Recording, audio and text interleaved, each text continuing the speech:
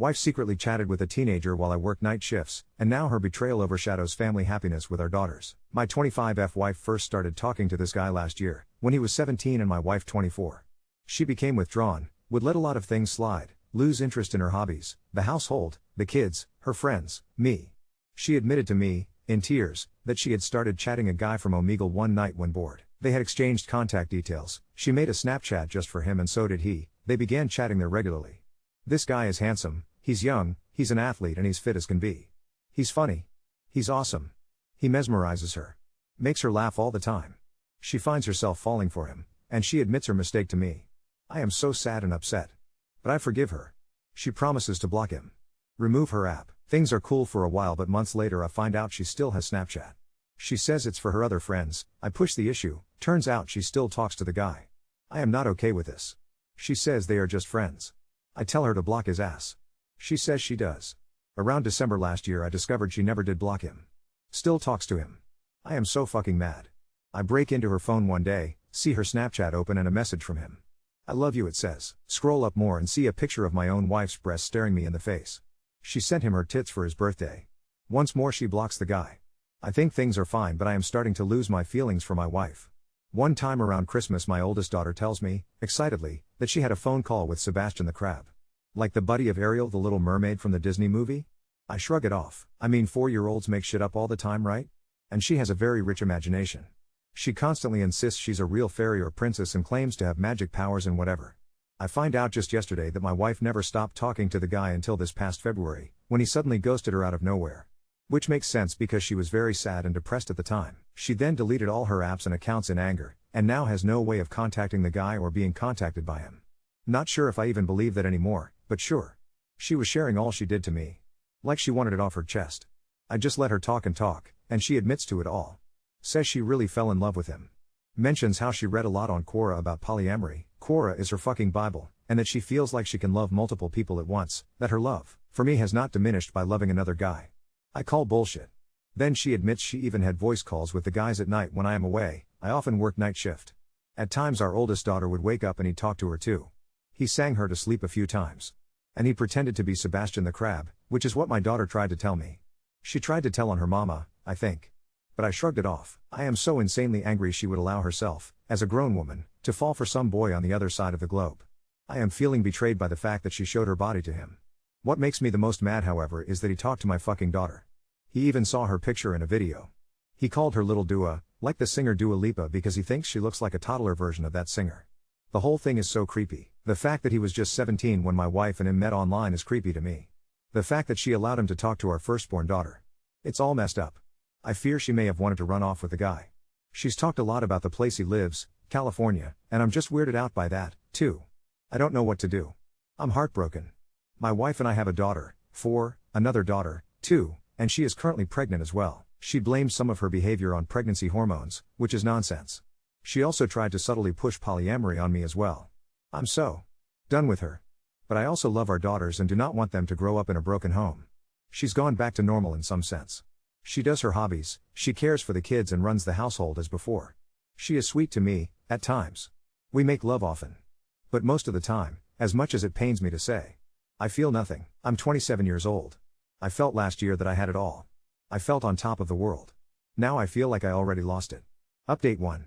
The common thought seems to be that I need to man up and take responsibility of my life, and many have advised me to kick out my wife or seek legal counsel and start gathering evidence.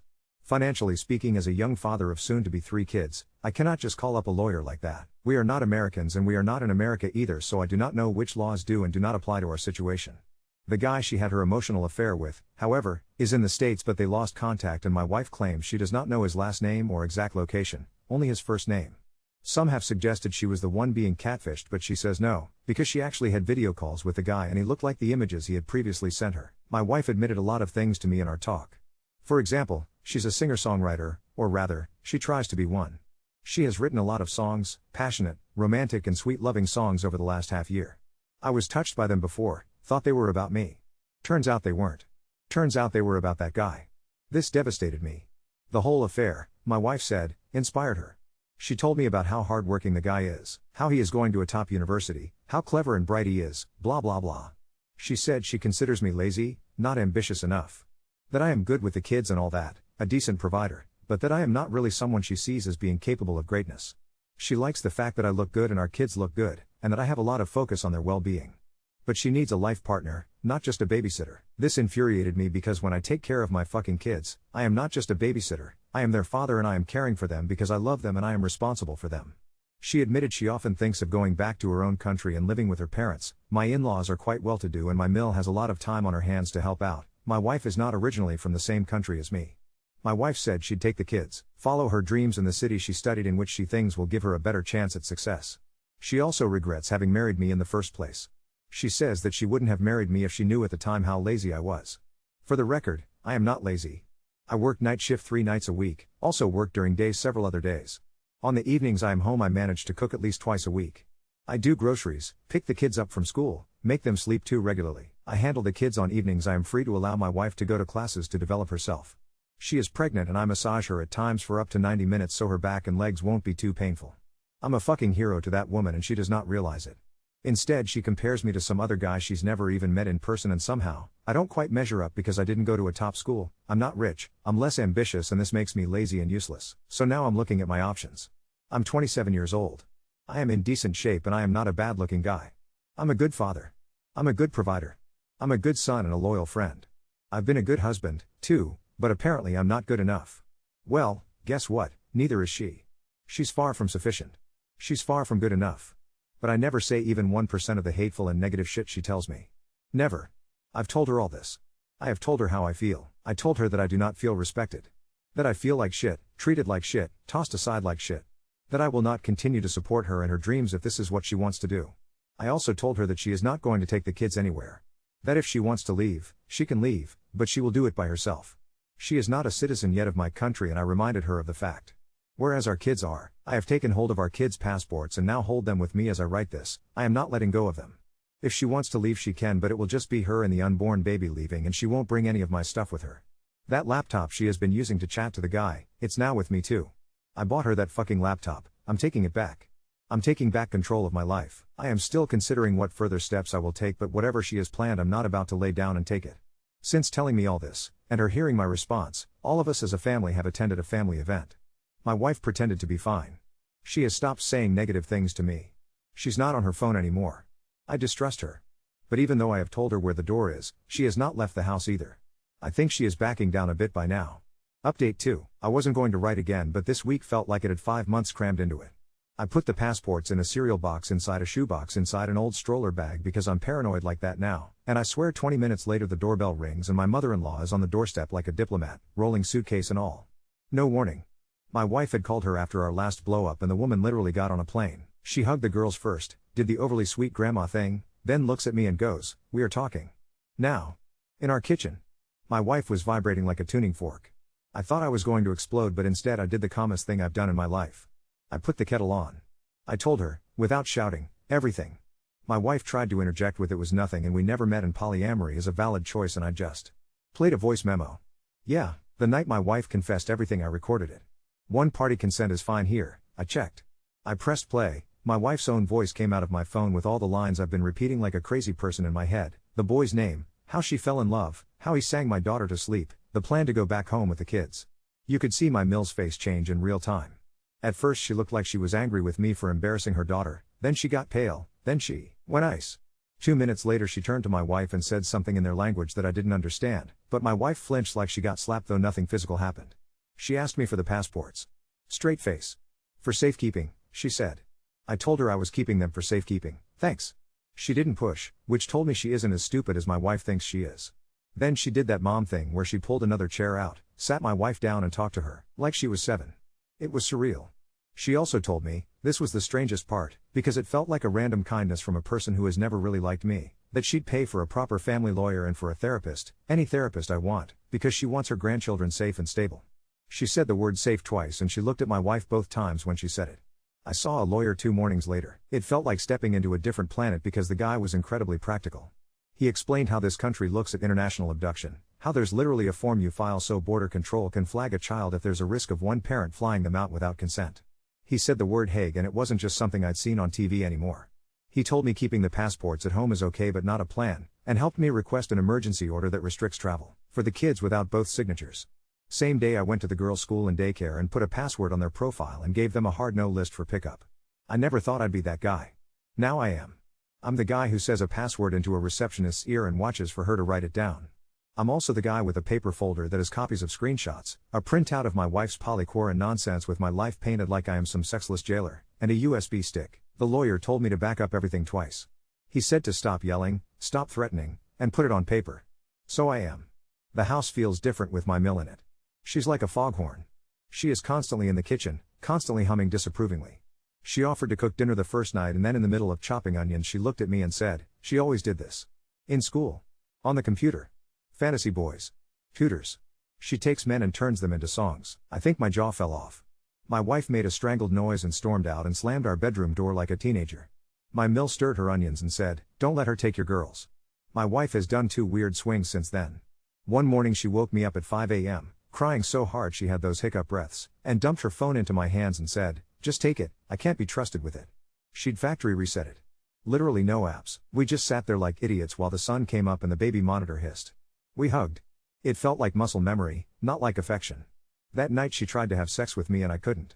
I pushed her hand away. I told her, I can't put my body where my heart isn't, and my heart is somewhere under a pile of broken glass. The second swing was 2 days later. She went full counterattack. You can't put me under surveillance. You're controlling. You're xenophobic because you took the passports. Your lawyer is weaponizing the state, and my favorite, I'm the one who is pregnant and you're making this all about you. My Mill walked in during that one and said, dead calm, your husband is making this about your children. Sit down. I have never in my life been grateful for that woman before. I am now. There was also this thing that hit me like a truck. I found her stuff. I didn't snoop.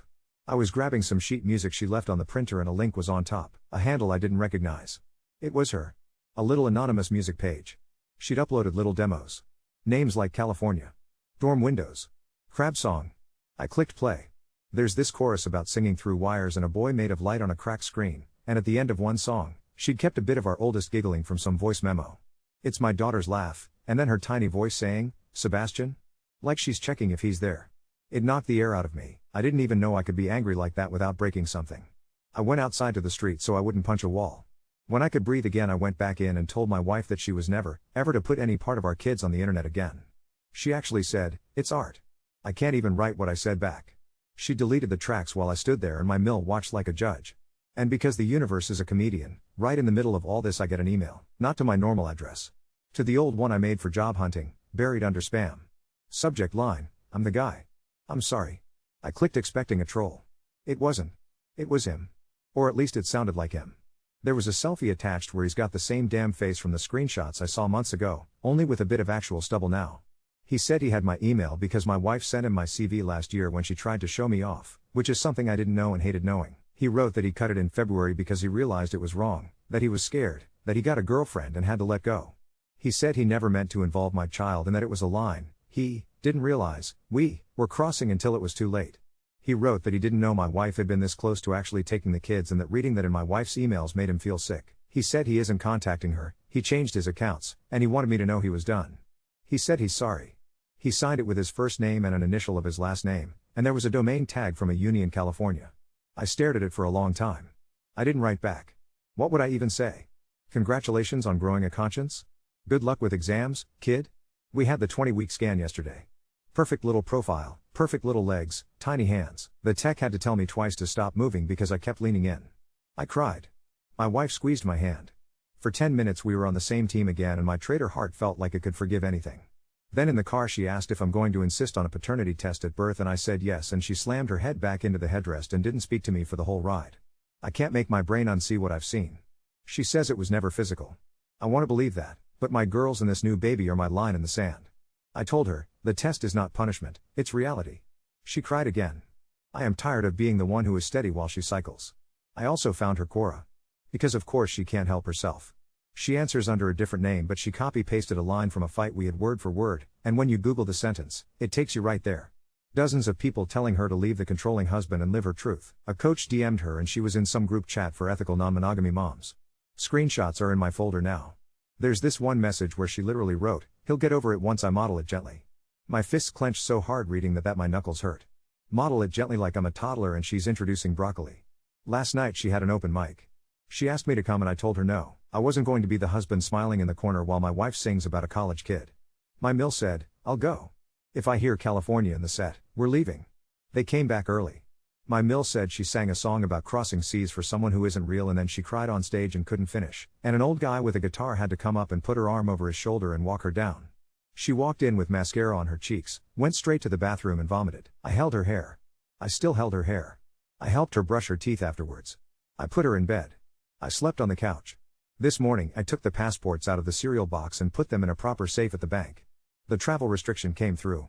There's a paper with a stamp on it that says our children can't leave the country without my signature. I showed it to my wife. She looked like she'd been slapped again. She said she would never steal them from me, but 2 weeks ago she said she wanted to take them to her parents and start fresh. I don't care what she would never do. I care what the piece of paper makes impossible. There is another thing. I got a DM on Instagram from a girl who looked like she eats phones for breakfast. She said she's the ex of the boy, the one he got with in February. She said she found my wife's anonymous songs because they got shared around for the drama in the boys' friend group like a joke, and she recognized a nickname my wife used in one of the lyrics. She sent me a screenshot of the boy bragging in some teenage way months ago about an older married singer. I almost threw my phone. He's a kid and he's stupid and he used us for bravado points in some dorm room. I didn't respond to her either. The lawyer said, do not engage with any of that. So I didn't. I just handed the screenshot over the desk and watched him put it neatly into a plastic sleeve like it was a rotten tooth. If you're reading this for the movie arc where we kiss in the rain and fix it all, I don't think you're going to get that.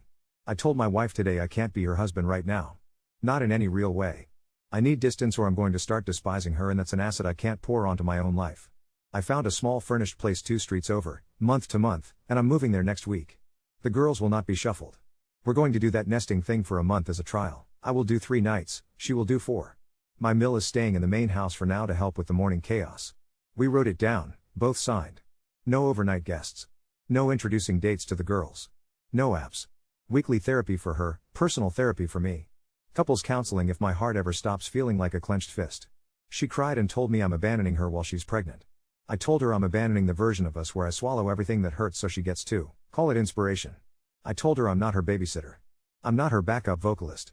I'm the father of her children, and I'm a man, and I'm not measuring myself against a boy in a dorm anymore.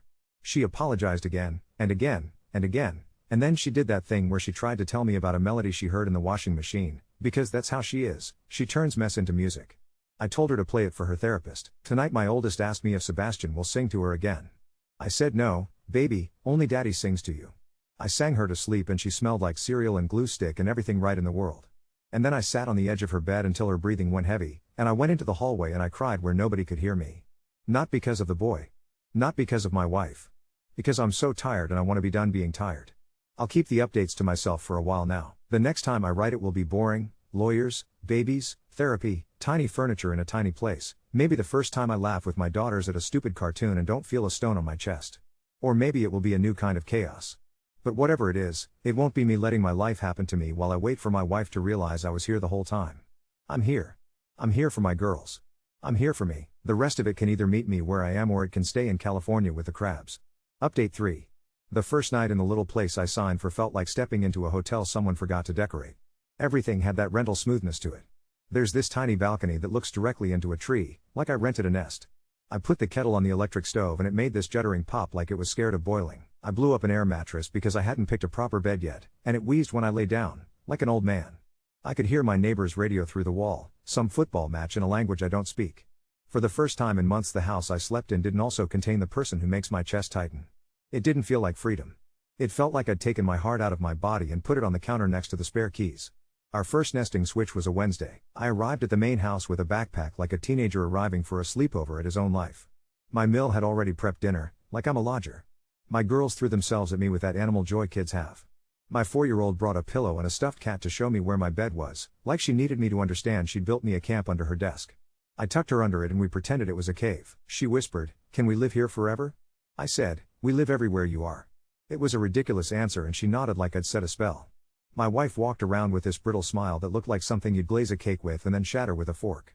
When it was her turn to leave, she stood in the hall for ages like some silent movie actress saying goodbye in a doorway, and then she left, and the girls didn't panic the way I'd braced for.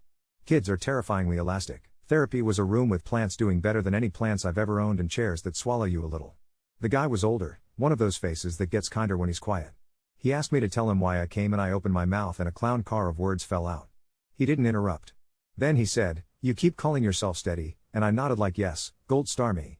Then he said, "Steady isn't the same as numb," and my hands did this thing where they went numb like they were trying it out. He made me do this stupid sounding thing where I had to say out loud, to the empty room, "I'm a father, not a babysitter," and I couldn't get the last word out without my voice cracking.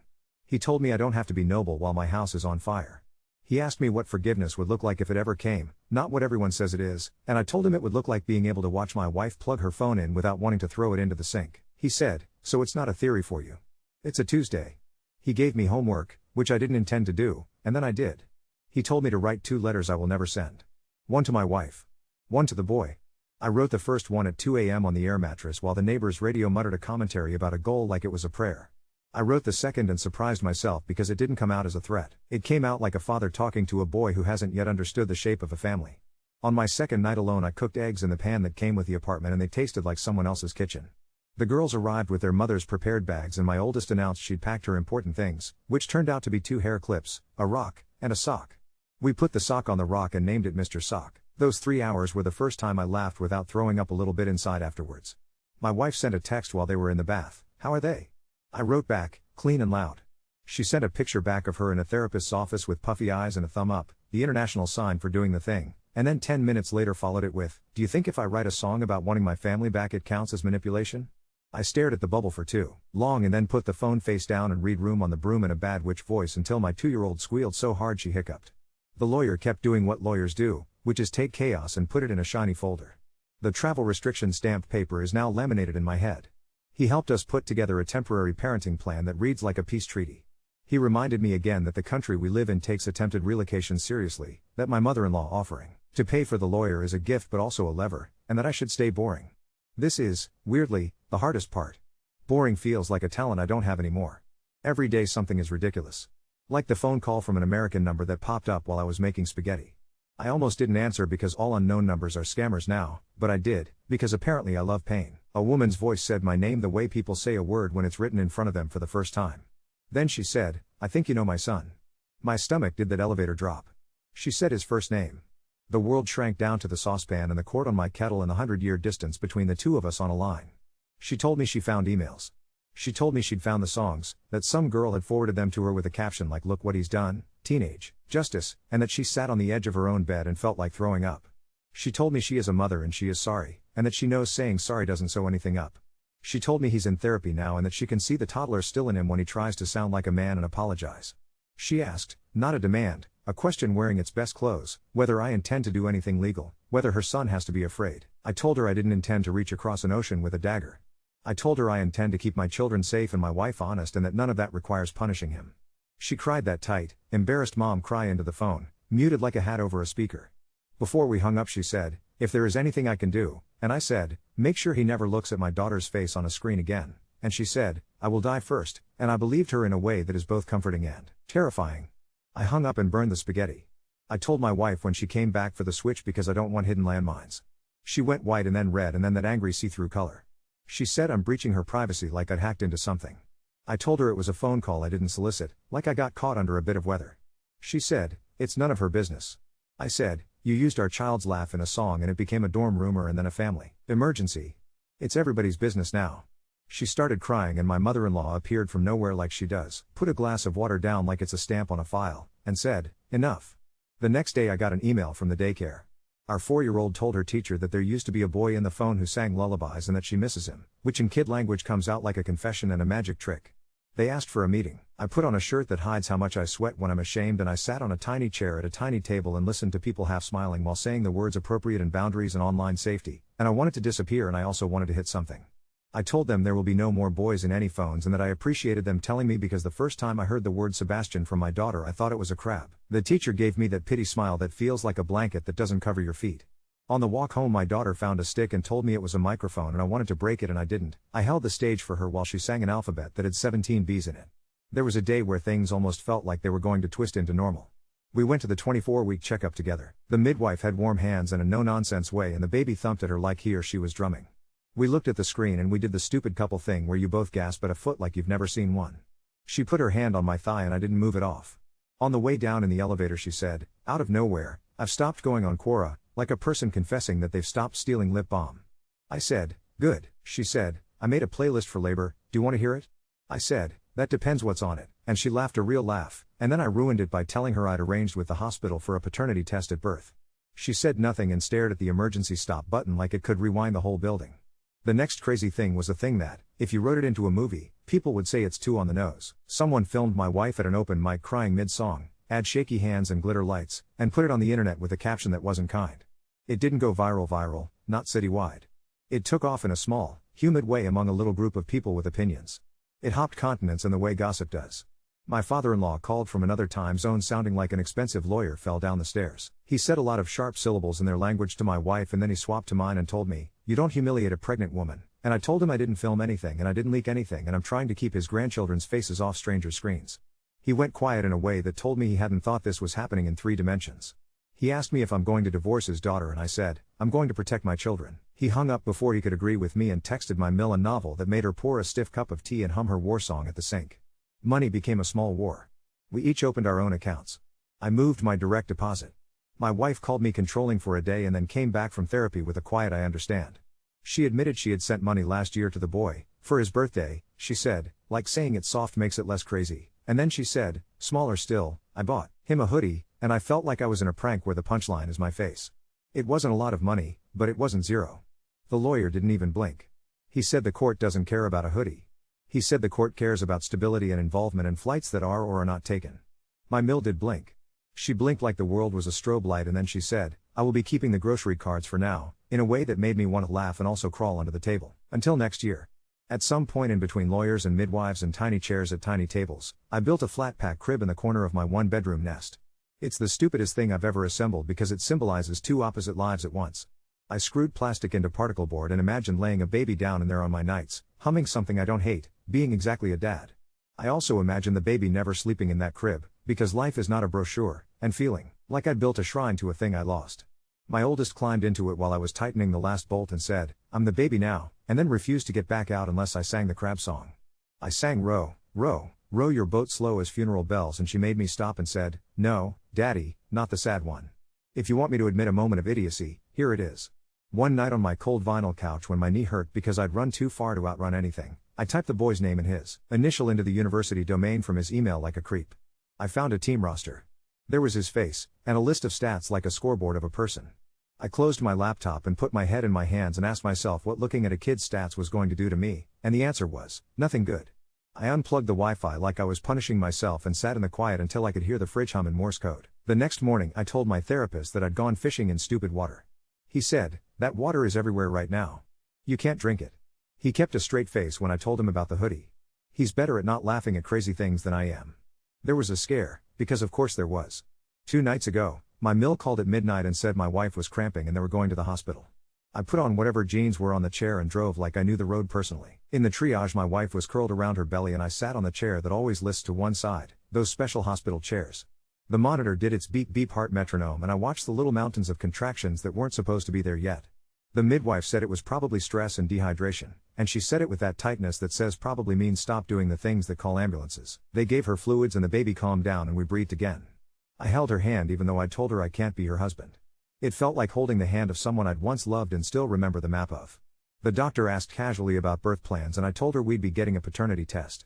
My wife squeezed my fingers until they hurt and the doctor didn't flinch in the way that told me she'd seen marriages in every configuration and she just wanted to hand safe babies to people at the end of shifts. We got home at 3 a.m. and I tucked my wife into bed like she was a teenager who'd overdone it at a dance. I caught my mother-in-law in the kitchen whispering to someone on the phone in their language, the tone that is more hand than voice, and when she hung up she looked at me and said, I will stay until the baby comes, and for the first time I said, thank you, like I meant it and she took it like a medal.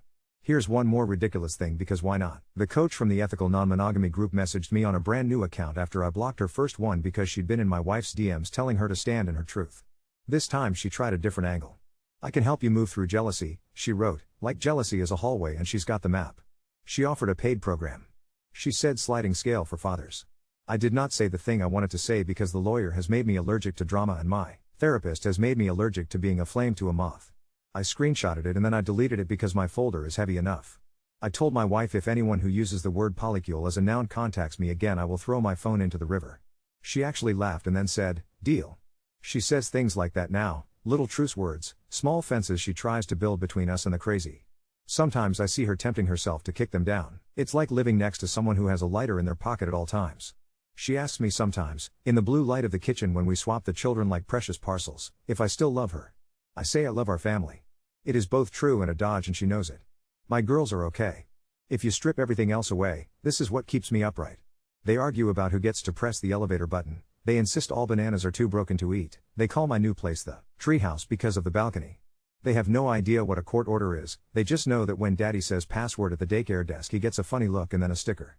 My oldest asked me if the baby can sleep in my cave under the desk, and I told her probably not because the baby is going to be a terrible roommate who screams and poops and takes everyone's stuff, and she giggled like I told the best joke anyone's ever told. I tell them I love them every time their feet hit the floor in the morning like the words are breakfast. I don't have an ending for you. I have a stack of tiny everyday things that make up a life, and then these big stupid spikes that stab straight through it at random intervals. The next spike is the birth. The next tiny thing is that I bought a lamp that makes my living room not look like a dentist's waiting room, and my daughter said, "It's a sunshine light," and then made me turn it off and on 8 times because she liked the click. I will be in the delivery room. I will cut the cord if she asks me to. I will swab the inside of my new child's cheek for a test, and I will hate myself and love myself in the same second for doing it. I will take my girls to the playground on my days, and I will push them until my arms ache, and I will let them believe I am a giant made of safety. Their mother will sit on a stool and sing somewhere, and maybe the song will be about a boy in California, or maybe it will be about a man in a kitchen making tea with a travel restriction stamped paper on the fridge. I don't get to pick. I get to pick what I do. If you're still here waiting for the plot twist where I become a villain or a saint, I'm going to disappoint you again. I'm just here. In a small place with a balcony that feels like a treehouse. With a crib that might hold a sleeping baby or might sit there for a while like a promise. With a folder full of ugly things and a heart that looks like a bruise but keeps pumping. With daughters who smell like crayons and shampoo and who call me into their caves to hear my bad witch voice. With a mother-in-law who can silence a room with one sentence. With a wife who is trying and failing and trying again in a way that makes me tired and soft and angry and tired again. With a boy on the other side of the planet who sent me an apology, and a mother who meant hers with her whole chest. With a therapist who keeps saying, "Make your life quiet," and a lawyer who keeps saying, "Make your life organized," and a soul that wants to sleep for a week and wake up to a world where nobody proposes modeling it gently. I'll write again when something else ridiculous happens or when it gets boring in the way that means we're healing. If you know a spell to make a kettle boil faster and for 4-year-old girls to forget the names of cartoon crabs, send it my way. I'm boiling water and forgetting on repeat over here. I'm building something even if it's ugly scaffolding right now. I'm here. Still here.